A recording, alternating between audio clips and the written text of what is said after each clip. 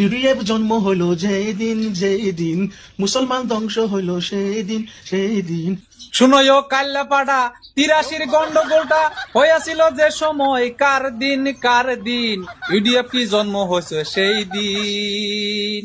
2005 সালেতে UDF জন্ম হয়েছে, IMDT বাতিল হয়েছে যেই দিন মনে রাখিস কাল্লাপাড়া সেই দিন সেই দিন। এই ব্যাড গানটা খুবই চমৎকার হয়েছে, আসলে তো একবার উচিত জবাব হয়েছে। এই ব্যাডে যে গান কইছে আসলে তো এরা কোন ধরনের মানুষ থাকে জানেন? হুজুর সাল্লাল্লাহু আলাইহি সাল্লামের জামানায় একদল মানুষ ছিল, তারা জানতো যে তারা যেটা পালন করতে আছে বা তাগর যেটা ধর্ম ওটা সম্পূর্ণ মিথ্যা। হযরত মুহাম্মদ সাল্লাল্লাহু আলাইহি সাল্লাম যেটা হয়তো কইতেছে ওটাই সত্য, তথাপিও তাগর প্রশ্ন করলে হয়তো তারা উত্তরে এড়িয়ে দিত যে আমার বাপ দাদাই কইরে আইছে, যার জন্য আমরাও করুম, কথা হলো আমরা এটা ছাইড়া দিয়া হুজুর সাল্লাল্লাহু আলাইহি সাল্লামের ওই ধর্মটা আমরা করা হাম না। ঠিক তেমনি আসলে যে এই মানুষগুলো হয়তো ওইটাই ধরছে যে বাপদাদাই কইরা গেছে তো আমরাও করুম।